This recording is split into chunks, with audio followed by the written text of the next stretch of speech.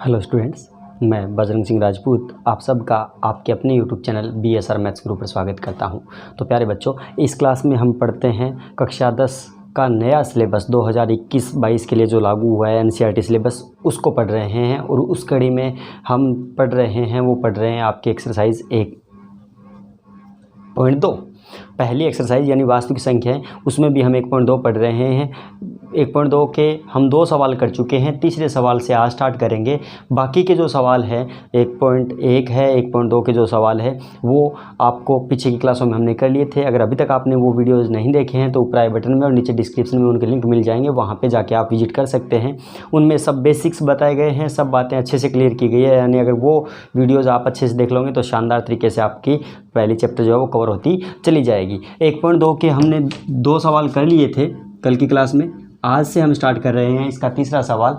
तो चलिए फिर ज़्यादा समय न लेते हुए शुरू करते हैं हम अपने तीसरे सवाल को। देखते हैं हमसे क्या कह रहा है तीसरा सवाल। देखिए, तीसरा सवाल जो है वो कह रहा है अभाज्य गुणनखंड विधि से HCF और LCM ज्ञात कीजिए। संख्याएं दे रखी है, अभाज्य गुणनखंड विधि से लैस और मैं से ज्ञात करने हैं। आपको याद हो तो पीछे वाले सवाल में भी लैस और मैं से ही ज्ञात करने थे, लेकिन उस सवाल में और इस सवाल में फ़र्क है। किस बात का? याद हो तो उस सवाल में सिर्फ 2 संख्याओं ही दी गई थी, उनका लैस है और मैं से पूछ रहा था। बट यहाँ पे आपको 3 संख्याएं दे रखी है और उनका लैस है और मैं से पूछ रहा है। कोई दिक्कत नहीं है, प्रोसेस वही रहेगा अभाज्य गुणनखंड विधि से, लेकिन वो वाला नियम नहीं लगेगा। शायद आपको याद हो तो कल वाली क्लास में हमने एक नियम पढ़ा था, 2 संख्याओं का गुणा बराबर होता है HCF गुणा LCM। वो तभी लागू होता है जब 2 ही संख्याएं दे रखी हो। यहाँ पे 3 संख्याएं दे रखी है, मतलब वो वाला नियम लागू नहीं हो सकता। बाकी लैस और मैं से निकालने का जो तरीका है वो सेम ही रहेगा। कैसे देख लीजिए, इसके पहले सवाल को कर रहे हैं हम, जो कितना है 12, 15 और 21 है। तो पहले तीनों के अभाज्य गुणनखंड करते हैं और देखते हैं कितना कितना आएगा। 12 की कर रहा हूँ तो 2 का भाग दिया 6 बार चला गया, 2 का भाग दिया 3 बार चला गया और 3 का भाग चला गया 1 बार। 15 के करूँगा तो 3 का भाग जा रहा है 5 बार और 5 का भाग जा रहा है 1 बार। 21 के कर रहा हूँ तो 3 का भाग चला जाएगा 7 बार और 7 का भाग चला जाएगा 1 बार। तो 12 के अभाज्य गुणनखंड आपको मिल गए 2 गुणा 2 गुणा 3। 15 के करूँ तो 15 के गुणनखंड आपको मिल गए 3 गुणा 5 गुणा, कुछ नहीं है तो साथ में 1 लगा सकते हो, कोई फ़र्क नहीं पड़ने वाला क्योंकि 1 सभी में गुणनखंड होता है, कोई दिक्कत नहीं है। और 21 के करूं तो 21 के आपको मिल गए 3 गुणा 7 गुणा 1। तीनों के गुणनखंड हमने कर लिए। अब हमें लैस और मैं से निकालना है। तो लैस और मैं से निकालने का वही तरीका, सबसे पहले हम मैं से यानी HCF निकालें। तो HCF क्या कहता है, सिर्फ वही गुणनखंड लेने हैं जो कॉमन हो, सिर्फ वही गुणनखंड लेने हैं जो कॉमन हो। जो कॉमन नहीं है वो नहीं लेंगे, कॉमन वाला ही लेंगे। तो कॉमन ढूंढने चलें तो 2 इसमें है, इन दोनों में नहीं है। 3 इसमें भी है, 3 इसमें भी है और 3 इसमें भी है। 3 तीनों में है तो कॉमन एक तो क्या आ गया, 3 आ गया। तो ये लीजिए 3 आ गया। फिर 5 दोनों में तीनों में नहीं है, 7 तीनों में नहीं है, 1 तीनों में है तो ये लो 1 और आ गया। तो HCF क्या आ गया, 3 एकम 3। तो HCF तो इसका मिल गया आपको 3। इसी का अगर आपको LCM निकालना है तो LCM देखिए, LCM वही काम, जो गुणनखंड कॉमन है तो वो ज़्यादा से ज़्यादा कितनी बार है उतनी बार लेंगे, और जो कॉमन नहीं है वो सारे के सारे लिए जाएंगे। तो इसमें हम देखें तो कॉमन कौन कौन से, पहले ये देख लो, 2 कॉमन है, सॉरी 3 कॉमन है, 3 तीनों में 1 बार आया तो मैक्सिमम 1 ही बार है। ये लीजिए 1 कॉमन है, 1 बार था, ले लिया। अब जो कॉमन नहीं है वो भी लेने पड़ेंगे। तो 2 कॉमन नहीं था फिर भी लेने पड़ेंगे, कितनी बार है 2 बार। 5 नहीं था लेना पड़ेगा, 7 नहीं था लेना पड़ेगा, ये लीजिए। अब इनका गुणा करें तो 5 7 35, 35 2 70, 70 2 140, 140 14 3 42, 420। तो इसका LCM जो है वो तो 420 मिलेगा और HCF जो है वो कितना मिलेगा, 3 मिलेगा। इसी हिसाब से इसका दूसरा सवाल देखें तो 17 दे रखा है, ये लीजिए 17 के गुणनखंड कर लेते हैं। 23 दे रखा है, 23 के कर लेते हैं। और 29 दे रखा है, 29 के कर लेते हैं। 17 जो आप ध्यान से देखें तो 17 में किसी का भाग नहीं जाता, बिकॉज 17 जो है वो एक अभाज्य संख्या है। तो 17 में किसका जाएगा, 17 में तो 17 का ही भाग जाएगा। ये लीजिए 17 का भाग दे दिया, 1 बच गया, क्लियर है। 23 भी एक अभाज्य संख्या है तो 23 में 23 का ही जाएगा, 1 बार चला गया। और 29 भी एक अभाज्य संख्या है तो 29 में 29 का जाएगा। तो 17 के अभाज्य गुणनखंड आ गए 17 गुणा 1, 23 के अभाज्य गुणनखंड आ गए 23 गुणा 1 और 29 के अभाज्य गुणनखंड आ गए 29 गुणा 1। ठीक है। अब बात करते हैं HCF और LCM की। तो HCF जो है वो तीनों में कॉमन है, क्या है, यानी अभाज्य संख्या है और अभाज्य संख्या में और तो कुछ कॉमन आते नहीं है, और कुछ कॉमन नहीं आता तो एक तो कॉमन आएगा ही आएगा। अब जब एक कॉमन आएगा तो वो कितना आ गया, एक आ ही गया। एलसीएम की बात करें तो एलसीएम जो कॉमन होता है वो भी लेते हैं और जो गुणनखंड कॉमन नहीं होता वो भी लेते हैं, और अगर कोई कॉमन मिले इन तीनों में तो वो कम से कम कितनी बार है, उतनी बार लिया जाता है। तो अब इसमें कॉमन की बात करें तो कॉमन तो एक है, तो एक तो आ ही गया। उसके अलावा जो कॉमन नहीं है वो भी लेंगे तो 17 भी लेना पड़ेगा, 29 भी लेना पड़ेगा और 23 भी लेना पड़ेगा। अब इन तीनों का गुणा करेंगे, 17 का 29 से, 29 का 23 से, और इन तीनों का अगर आप गुणा करके चेक करो तो गुणनफल जो है वो कितना मिलेगा आपको, गुणनफल आपको मिल जाएगा 113 और 39। ठीक है, ये लीजिए। तो इसका एचसीएफ जो है वो 1 मिलेगा और एलसीएम जो है वो कितना आएगा, 11,339 आ जाएगा इस सवाल का। ऐसा ही ये तीसरा सवाल है, 8 दे रखा है, ये लीजिए, 9 दे रखा है, ये लीजिए, 25 दे रखा है, ये लीजिए। तीनों के गुणनखंड करूँगा तो 2 का भाग 8 में जा रहा है 4 बार, फिर 2 का जा रहा है 2 बार, फिर 2 का जा रहा है 1 बार, तो 8 के गुणनखंड आ गए 2 गुणा 2 गुणा 2। 9 3 का जा रहा है 3 बार और 3 का जा रहा है 1 बार, तो 9 के गुणनखंड आ गए 3 गुणा 3, और 25 में 5 का जा रहा है 5 बार और 5 का जा रहा है 1 बार, 5 का जा रहा है तीनों के अंदर, तीनों का जा रहा है, तो ये लीजिए 25 के आपको मिल गए 5 गुणा 5। अब हमें इनके क्या चाहिए, एचसीएफ और एलसीएम चाहिए, तो ज्ञात करेंगे। पहले हम बात करें एचसीएफ की, तो एचसीएफ जो तीनों में कॉमन मिले और कम से कम मिले, तो कॉमन क्या है, कॉमन कोई दिख रहा है, कुछ भी तो कॉमन नहीं दिख रहा। आपको पता है जहाँ पे कुछ भी नहीं होता वहाँ पे एक होता है, यानी हम चाहें तो इसके गुणा में 1 लगा सकते हैं, कोई फ़र्क पड़ना नहीं है। तो एचसीएफ जो है वो कितना आ गया, 1 आ गया। और एलसीएम की बात करें तो जो कॉमन नहीं है वो भी लेंगे, तो लेना शुरू करो। फिर 2 3 बार है तो ये लीजिए, 2 को लिया हमने 3 बार, 3 2 बार है तो 3 को लिया 2 बार, 5 भी 2 बार है तो ये लीजिए 5 को लिया 2 बार। गुणा करूँ तो 5 5 25 हो गया, 25 2 50 हो गया, 50 दूआ 100 हो गया, 100 दूआ 200 हो गया, 200 का 9 से गुणा करें तो 1800 हो गया। तो इसका एलसीएम जो है वो कितना हो गया, 1800, और एचसीएफ जो है वो कितना हो गया, 1 हो गया। ये था आपका तीसरा सवाल। सेम दूसरे जैसा ही था, दूसरे में इसमें फ़र्क क्या है, उसमें 2 2 संख्याओं का है, लेस और में से निकालना था, और इसमें 3 3 संख्याओं का निकालना है। तरीका सेम रहेगा, पैटर्न सेम रहेगा, यानी एचसीएफ और एलसीएम, एचसीएफ वो गुणनखंड लिए जाते हैं जो कॉमन हो और कम से कम बार हो, और एलसीएम वो सारे गुणनखंड लिए जाएंगे जो चाहे वो कॉमन हो चाहे वो कॉमन नहीं हो। अगर कॉमन है तो वो कम ज़्यादा से ज़्यादा कितनी बार है, और जो कॉमन नहीं है वो सारे लेने ही पड़ेंगे। तो इस बात का थोड़ा सा ध्यान रखें, क्योंकि बच्चे इसी में कन्फ्यूज़ होते हैं। एचसीएफ में तो कोई दिक्कत नहीं है, याद रह जाता है, एलसीएम में थोड़ा सा वो कन्फ्यूज़ हो जाते हैं, तो प्रैक्टिस करेंगे तो क्लियर हो जाएगा, कोई दिक्कत नहीं है। ठीक है, चलिए फिर आगे चलते हैं इसके चौथे सवाल की तरफ और देखते हैं चौथा सवाल क्या कह रहा है आपसे। 4 नंबर जो सवाल है वो देखिए क्या कह रहा है। यदि एचसीएफ 306 और 657, यानी कोई 2 संख्या हैं, एक तो 306 है और एक 657 है, उनका एचसीएफ जो है वो 9 है, एचसीएफ 9 है, तो एलसीएम 306 और 657 याद कीजिए, यानी उनका एलसीएम बताइए। एचसीएफ दे रखा है, एलसीएम पूछ रखा है, और दोनों संख्याएं भी दे रखी है। ये ब्रैकेट में जो संख्या दे रखी है ना 306 और 657, ये वो दोनों संख्याएं हैं। अब जब 2 संख्याएं हैं तो हमें एक संबंध पता होता है, क्या हमें पता है, दोनों संख्याओं का गुणा, दोनों संख्याओं का गुणा बराबर होता है किसके, एचसीएफ गुणा एलसीएम के। दोनों संख्याओं का गुणा करूँगा तो दोनों संख्याएं कौन कौन सी है, 306 और 657 है, इधर तो इनका गुणा बराबर एचसीएफ गुणा एलसीएम किया जाएगा। तो एचसीएफ जो इसने दे रखा था 9 है, एलसीएम नहीं दे रखा था, तो एलसीएम हमें ज्ञात करना है। तो ये लीजिए एलसीएम वैसा का वैसा, हमने कुछ नहीं किया, दिया क्या था, 2 संख्याएं दे रखी थी, एचसीएफ दे रखा था और एलसीएम आपसे पूछ रहा था। तो आपको पता है जब 2 संख्याएं दे रखी हो तो 2 संख्या और एचसीएफ और एलसीएम की बात करें तो हमें एक संबंध पता होता है कि दोनों संख्याओं का गुणा बराबर होता है एचसीएफ गुणा एलसीएम। तो मैंने इस साइड तो दोनों संख्याओं का गुणा कर दिया, 306 और 657 बराबर एचसीएफ जो था वो था 9, वो बिठा दिया, और एलसीएम आपको ज्ञात करना था, तो एलसीएम वैसा का वैसा आ गया। क्लियर है। अब 9 इसके गुणा में है, इधर आएगा तो भाग में चला आएगा, तो ये लीजिए 306 गुणा 657, और 9 गुणा में था, इधर आएगा तो भाग में चला आया, बराबर क्या रह गया, बराबर रह गया आपके पास एलसीएम। ठीक है, 9 से भाग दें तो 9 से भाग देंगे तो 9 से भाग दे रहा हूँ तो 9 3 27, 3 बच गया, 9 4 36, तो कितना आ गया भाई 34 गुणा 657 बराबर आ गया एलसीएम।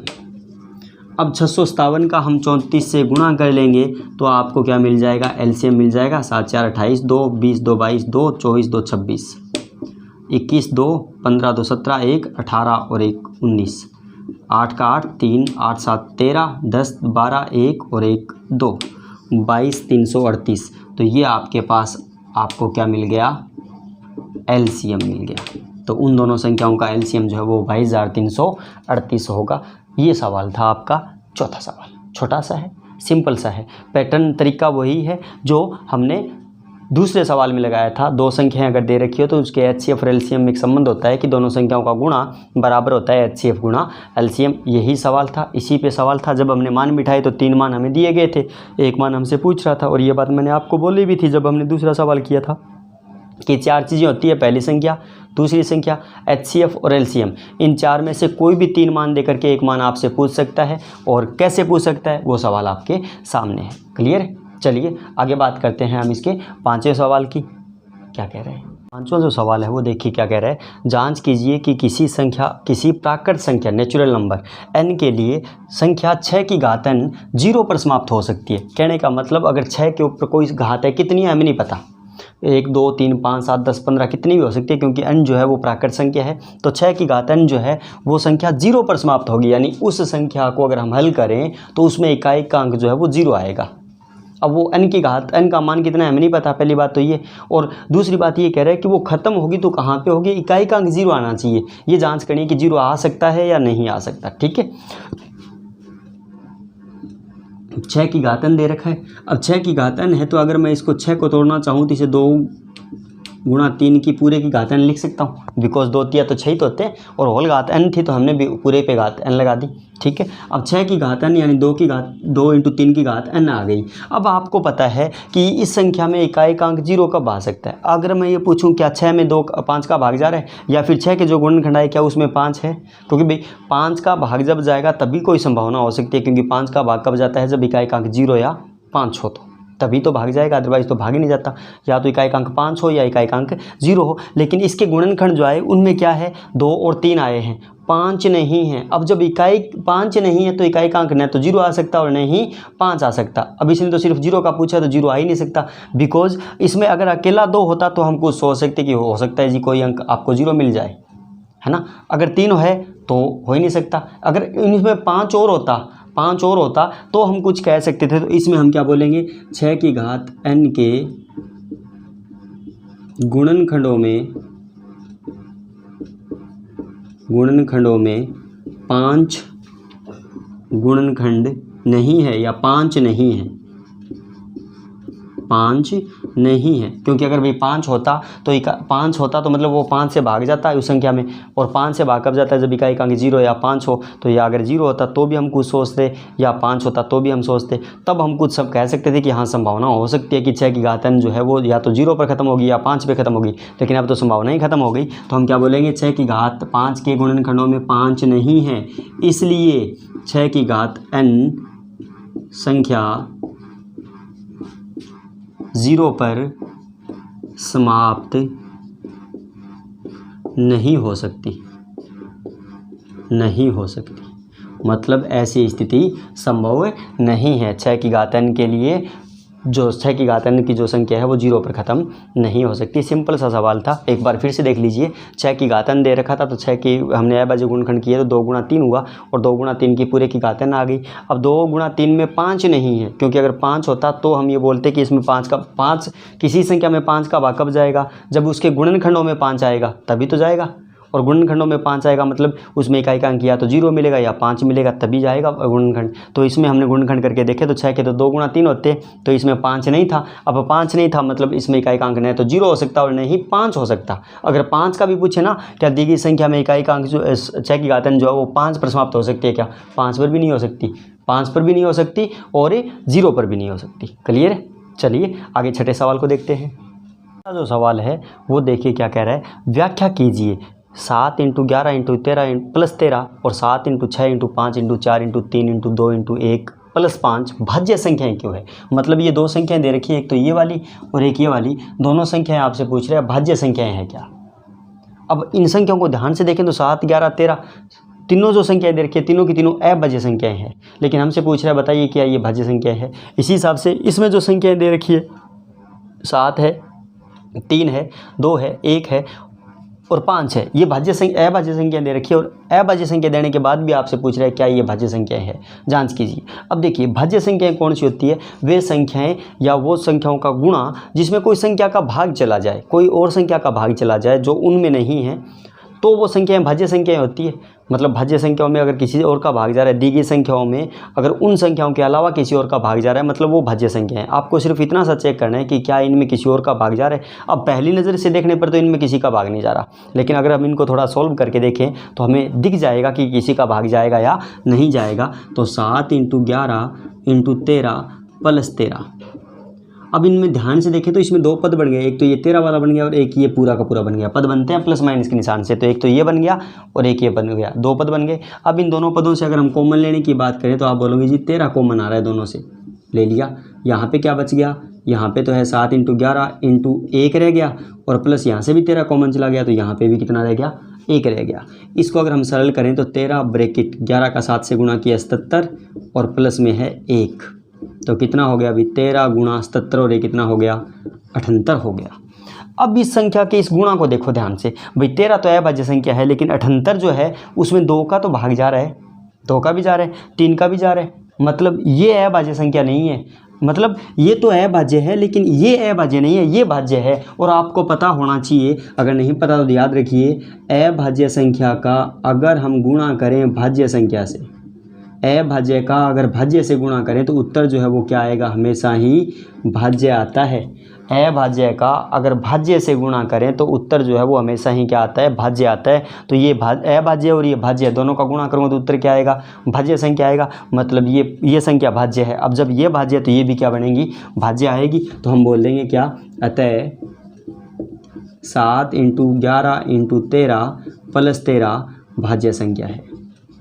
अब भाज्य संख्या क्यों हुई ये तो पता चल गया ना, क्योंकि 78 में भाग जा रहा है किसी और संख्या का और 78 भाज्य हो गई, ये इसके साथ गुणा में पड़ी थी अभाज्य, और आपको पता है भाज्य और अभाज्य का गुणा करें तो उत्तर क्या आता है, हमेशा ही भाज्य आता है। इसी हिसाब से इस सवाल की बात करें तो इसमें भी दो पद दिख रहे हैं, एक तो यहाँ से यहाँ तक हो गया और एक ये हो गया। और इन दोनों पदों से अगर कॉमन देखें तो 5 कॉमन आ रहे हैं दोनों से, तो ये लीजिए 5 हमने कॉमन ले लिया। तो यहाँ क्या रह गया, 7 × 6 × 1 × 4 × 3 × 2 × 1 और प्लस यहाँ पे क्या रह गया, 1 रह गया। तो 5 ब्रैकेट, ये अंदर वाली संख्या बच गई। अब इन सभी का क्या करेंगे, हम गुणा करेंगे, और सभी का अगर गुणा करें तो देखें ध्यान से, तो गुणा में आपको क्या मिल जाएगा भाई, 7 × 6 = 42 हो गया, गुणा 4 × 3 = 12, 12 × 2 = 24 हो गया और प्लस में पड़ा है 1। तो 5 गुणा कर रहा हूँ, 24 × 2 = 48, 4 बच गए, 24 × 4 = 96, 96 और 4 100 हो गया और प्लस है 1। तो 5 × 1009। अब 1009 आ गया, तो 1009 इसके साथ अगर हम गुणा की बात करें तो किसी का भाग जा रहा है, बिल्कुल जाएगा। ये एक भाज्य संख्या बन रही है, तो ये अभाज्य है। भाज्य और अभाज्य का गुणा करेंगे तो क्या आएगा, भाज्य आएगा। तो हम नीचे लिख देंगे, अतः दी गई संख्या भी क्या है, भाज्य संख्या है। इस हिसाब से सिर्फ चेक करना है, कुछ नहीं करना, सिर्फ कॉमन लेना है। कॉमन लेते ही आपका काम आराम से हो जाएगा। चलिए बात करते हैं इस अभ्यास के लास्ट सवाल की और देखते हैं वो क्या कह रहा है आपसे। तो सवाल देखिए क्या कह रहा है, वर्ताकार खेल के मैदान के चारों ओर एक चक्कर पूरा करने में सोनिया और रवि को क्रमशः 18 मिनट और 12 मिनट लगते हैं। मतलब सोनिया को जो है वो तो लगते हैं 18 मिनट एक चक्कर पूरा करने में, और रवि को जो है वो लगते हैं कितने, 12 मिनट एक चक्कर पूरा करने में। यदि दोनों एक ही समय में, यदि दोनों एक ही स्थान से एक ही दिशा में और एक ही समय पर चलें तो कितने समय बाद प्रारंभिक स्थान पर मिलेंगे। इनका कहने का मतलब हुआ कि एक कोई वर्ताकार मैदान है, ये मान लीजिए, ठीक है। इस मैदान के चारों ओर चक्कर लगाने हैं। अब चक्कर दो बच्चे लगा रहे हैं, एक तो सोनिया लगा रही है, एक रवि लगा रहा है। सोनिया को लगते हैं 18 मिनट। सोनिया को समय लगता है कितना, सोनिया का समय वो तो लगते हैं 18 मिनट सोनिया को तो, और रवि को लगते हैं कितने, 12 मिनट। रवि का समय 12 मिनट। अब सवाल ये कहता है कि मान लो कि वो दोनों यहाँ से चलना शुरू करें, दोनों प्रारंभिक स्थान से चलना शुरू करें, ए से, एक ही समय में चले। एक ही दिशा में चले। भाई सोनिया इधर चल रही है तो रवि भी इधर चलेगा, दोनों एक ही दिशा में चले और एक ही समय में चलें तो वो वापस इसी स्थान पर कब मिलेंगे, कितने समय में मिलेंगे। तो सोचो ज़रा, देखो यहाँ से चलना शुरू किया ए से, रवि और सोनिया मान लो हम इधर चल रहे हैं दोनों, तो यहाँ से चलना वो शुरू हो गए। हम बात कर रहे हैं कि 12 मिनट बाद दोनों कहाँ कहाँ मिलेंगे। तो 12 मिनट बाद तो रवि तो एक चक्कर पूरा कर लेता है, तो रवि तो यहाँ पे आ जाएगा 12 मिनट बाद। लेकिन सोनिया जो है वो पूरा एक चक्कर पूरा नहीं करती, वो तो 18 मिनट लेती है, तो वो लगभग यहाँ पर मिलेगी, एक चक्कर पूरा नहीं होगा। चलो 12 में दोनों यहाँ पर नहीं आए, वापस एक साथ नहीं आए, भाई बारी बारी से तो आ रहे हैं पर एक साथ यहाँ पे नहीं आए, कोई बात नहीं। अगर मैं कहूँ 18 मिनट की बात करें तो 18 मिनट बाद सोनिया तो यहाँ पे आ जाएगी, कोई दिक्कत नहीं है, क्योंकि 18 मिनट का समय लेती है वो चक्कर पूरा करने में। बट रवि यहाँ पर से निकल चुका है, क्योंकि वो तो 12 मिनट में पूरा कर दिया था, अब यहाँ पे खड़ा थोड़े रहेगा, वो तो आगे निकल गया। अब आगे निकल गया तो मतलब 18 मिनट बाद रवि आ गया यहाँ पे, मतलब दोनों अब भी यहाँ पे नहीं है। मतलब न तो उनको 12 मिनट का समय लग रहा, न उनको 18 मिनट का लग रहा, तो समय क्या दोनों से कम लग रहा है? कम तो लग ही नहीं सकता, क्योंकि अगर मैं बात करूँ 10 मिनट की, तो 10 मिनट बाद की बात करें तो यहाँ से चलने शुरू हो गए दोनों।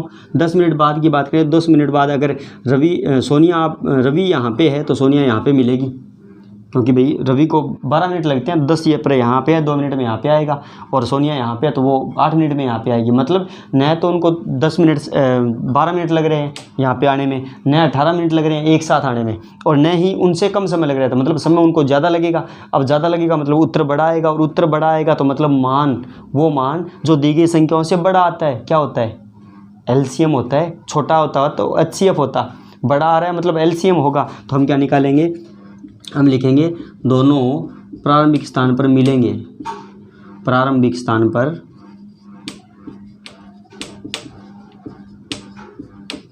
मिलेंगे।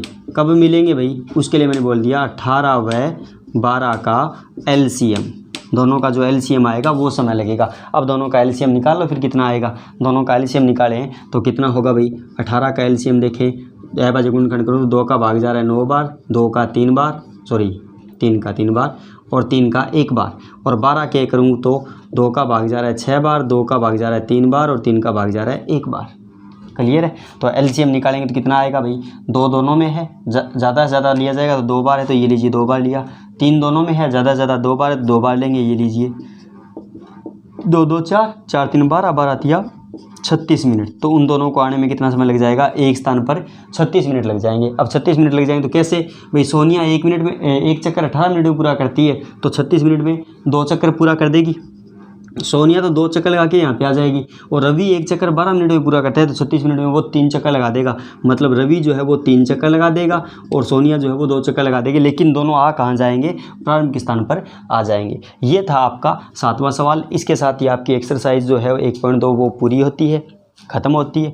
बात करेंगे कल की क्लास में एक्सरसाइज 1.3 की। मिलूंगा कल की क्लास में। आशा करता हूँ आज की वीडियो आपको पसंद आई होगी। अगर वीडियो पसंद आए तो प्लीज़ वीडियो को लाइक ज़रूर करें। चैनल अगर आपने सब्सक्राइब नहीं किया हुआ तो प्लीज़ चैनल का भी सब्सक्रिप्शन ले लें, जिससे कि जब भी हमारा कोई नया वीडियो आए तो सबसे पहले आपको नोटिफिकेशन मिल जाए। मिलूंगा नेक्स्ट वीडियो में, तब तक के लिए सभी को शुभ डे।